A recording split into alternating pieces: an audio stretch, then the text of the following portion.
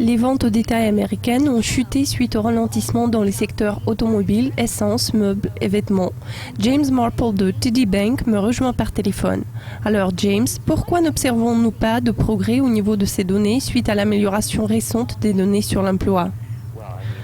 Il faut toujours analyser le mois courant à travers les événements s'étant passés le mois précédent. Le mois d'août a été très fructueux. Il y aura certainement un peu de recul par rapport aux données extrêmement fortes du mois dernier. Voilà pourquoi on peut facilement comprendre les raisons du ralentissement en question.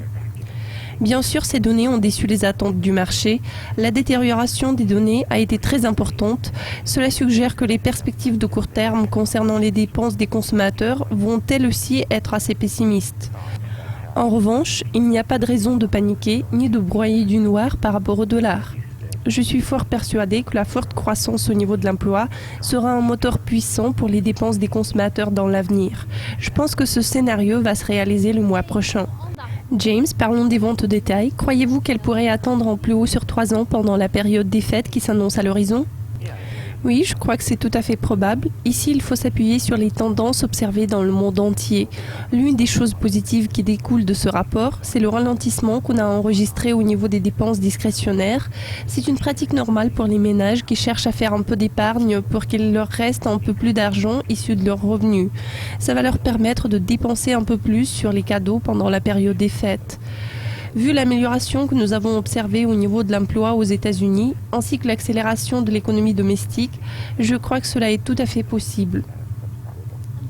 James, qu'attendez-vous de la publication de l'indice de confiance de l'Université du Michigan vendredi ? En règle générale, la confiance est fortement influencée par tous les mouvements sur les marchés financiers, les tensions géopolitiques y ont ajouté de l'incertitude. Les ménages se sont sentis plus ou moins impliqués. En toute logique, de nouvelles tensions au Moyen-Orient ne peuvent pas contribuer au renforcement de la confiance des consommateurs. Donc, compte tenu de tous ces événements, je dirais qu'il faut s'attendre à une légère baisse de cet indice. Normalement, le manque de confiance se traduit par une faiblesse des dépenses, mais pour ce qui concerne le mois de septembre où cet indice peut s'avérer décevant, je crois que cette tendance ne durera pas très longtemps. Je trouve que les facteurs qui vont avoir le plus de poids en fin de compte, c'est l'amélioration des données de l'emploi et celle de l'économie domestique. L'avenir s'annonce prometteur. James, merci pour votre participation. Chers spectateurs, restez avec nous car plusieurs mises à jour financières vous attendent sur notre site. Au revoir. No.